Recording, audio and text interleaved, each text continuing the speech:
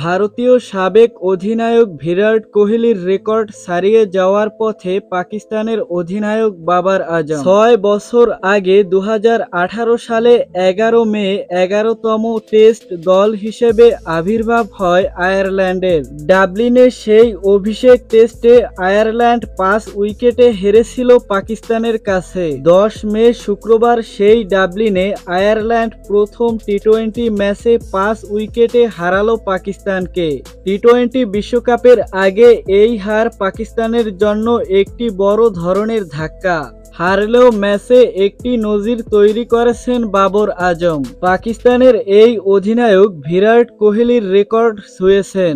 আন্তর্জাতিক টি-২০তে এতদিন সবচেয়ে বেশি ৫০ কিংবা তার বেশি রান করার রেকর্ড ছিল কোহলির। সেঞ্চুরি ও হাফ সেঞ্চুরি মিলিয়ে ৩৮ বার ৫০-এর গণ্ডি পেরিয়েছেন তিনি। সেই নজির ছুঁয়ে ফেললেন বাবর। পাকিস্তানের এই অধিনায়কেরও ৩৮ বার ৫০ ঊর্ধ্বে রানের ইনিংস হলো। শুধু তাই নয়, কোহলির চেয়ে কম সময়ে এই কৃতিত্ব অর্জন করেছেন তিনি। ৩৮ বার ৫০ পেরোতে কোহলির লেগেছিল ১১৭ ম্যাচ। বাবর এই কীর্তি গড়েছেন ২ ম্যাচ কম খেলে। কোহলির একটি শতরান ও ৩৭টি অর্ধ-শতরান রয়েছে।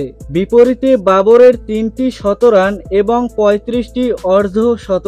শুক্রবার অর্ধশত রান করে বাবর আরও একটি রেকর্ড গড়েছেন। স্বীকৃত টি-২০ ক্রিকেট ইতিহাসে সবচেয়ে কম বয়সে এবং সবচেয়ে দ্রুততম হিসেবে ১০০ বার ৫০-এর বেশি রান করেছেন তিনি। ২৯৬টি টি-২০ ম্যাচে তিনি ১১টি সেঞ্চুরি এবং ৮৯টি হাফ সেঞ্চুরি করেছেন। তো দর্শক, আপনি বিরাট কোহলি নাকি বাবর আজম কাকে বেশি পছন্দ করেন তা কমেন্টে লিখে জানাবেন। আর ক্রিকেট রিলেটেড যে কোনো আপডেট পেতে চ্যানেলটি সাবস্ক্রাইব করে পাশের বেল বাটনটি অন করে দিবেন।